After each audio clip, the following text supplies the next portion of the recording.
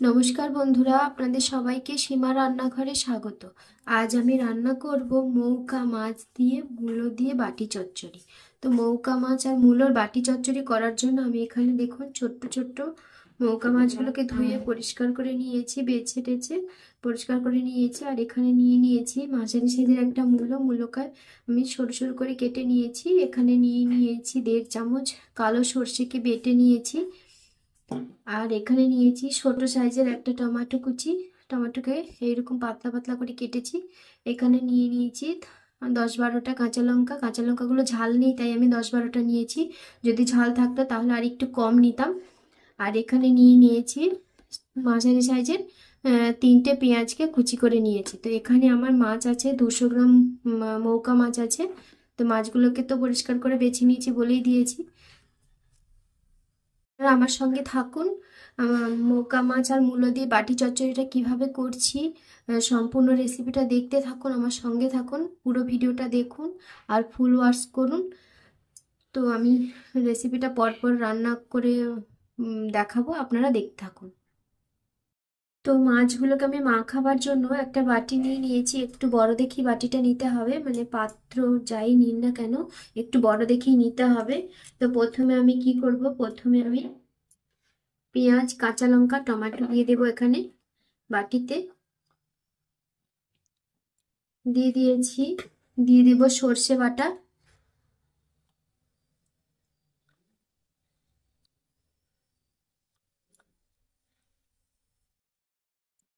সর্ষে বাটা দিয়ে দিয়েছি। দেব হলুদের গুঁড়ো, এখানে আমি 1.5 চামচ হলুদের গুঁড়ো দিয়েছি। দিয়ে দেব স্বাদ মতো নুন, আমি নুনটাও 1.5 চামচ দিয়েছি। দিয়ে দেব জিরের গুঁড়ো, জিরের গুঁড়োটা খুব সামান্য দেব, খুব বেশি নয়, খুব সামান্য একটু জিরের গুঁড়ো দিয়েছি। এখন দিয়ে দেব সর্ষের তেল। তো এখানে আমি 1.5 চামচ পরিমাণ কাঁচা সর্ষের তেল দিয়েছি। এবারে এই সমস্ত উপকরণগুলোকে একসঙ্গে আমি হাত দিয়ে মেখে নেব এইভাবে। হয়ে গেছে, এখন আমি দিয়ে দেব কেটে রাখা মূলোগুলোকে। মূলোটা দিয়ে দিয়েছি, মূলোটাকে আমি এর সঙ্গে ভালো করে মাখিয়ে নেব। মাখিয়ে রেডি করে নিয়েছি, সবকিছু উপকরণগুলো আমি একসঙ্গে মাখিয়ে নিয়েছি। এখন দিয়ে দেব মাছগুলোকে।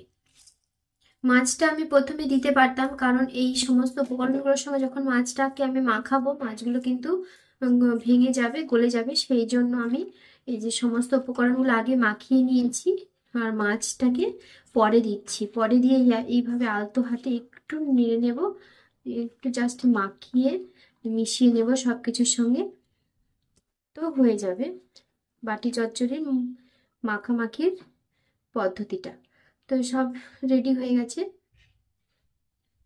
দেখুন আমি অ্যালুমিনিয়ামের একটা বাটি নিয়ে নিয়েছি, বাটিটাতে দিয়ে দেব তেল। বাটিটাতে আমি 2 চামচ পরিমাণ তেল দিয়েছি। তেলটা দিয়ে এইভাবে বাটিটার চারদিকে তেলটাকে ঘুরিয়ে নেব। বাটিটাকে কিন্তু শুকনো বাটি নিতে হবে, জলওয়ালা বাটি নিলে হবে না। তো শুকনো বাটিটা আমি এইভাবে তেলটাকে ছড়িয়ে নিয়েছি চারদিকে। এবারে আমি যে মাছটাকে মেখে নিয়েছিলাম সমস্ত কিছু দিয়ে, তো মাছটাকে আমি এইভাবে এই বাটিটার মধ্যে দিয়ে দেব।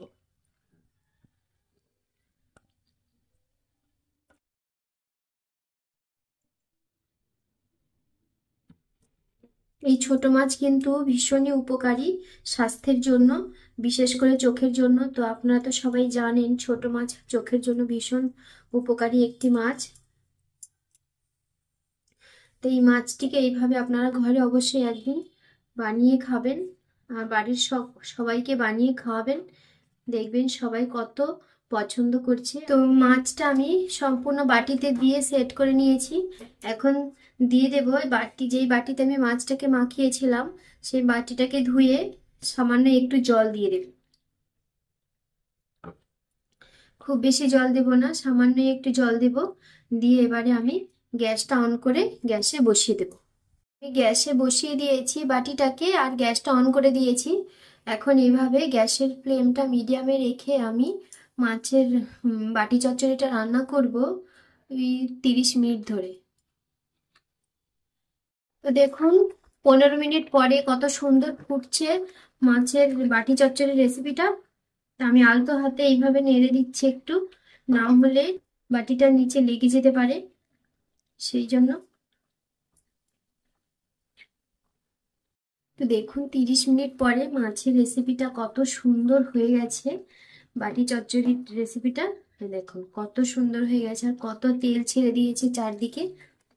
তো রেসিপিটা কিন্তু রান্না হয়ে গেছে। এখন আমি উপর থেকে দিয়ে দেবো সামান্য একটু ধনেপাতা কুচি। তো আপনারাও ধনেপাতা কুচি দিয়ে দেবেন। এখন তো শীতের সিজন, এখন ধনেপাতা সব সময় বাজারে পাওয়া যায়। আর শীতের সিজনে যে কোনো সবজি ধনেপাতা একটু না দিলেই নয়।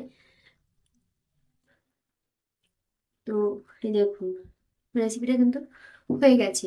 তো আপনাদের আমার এই ছোট মাছের বাটি চচ্চড়ি রেসিপিটা কেমন লাগলো সেটা কমেন্ট করে জানাবেন। যদি ভালো লাগে তাহলে একটা লাইক করবেন, শেয়ার করবেন। আর যারা আমার চ্যানেলটা নতুন দেখছেন তারা অবশ্যই একটা সাবস্ক্রাইব করবেন, পাশে বেল আইকনটি ক্লিক করবেন, যাতে করে প্রতিদিন যে আমি ভিডিওটা ছাড়ছি সেই ভিডিওটা আপনাদের কাছে সবার প্রথমে পৌঁছে যায়। তো সবাই ভালো থাকবেন, সুস্থ থাকবেন, সবাইকে টাটা। আজকের মতো এই পর্যন্ত।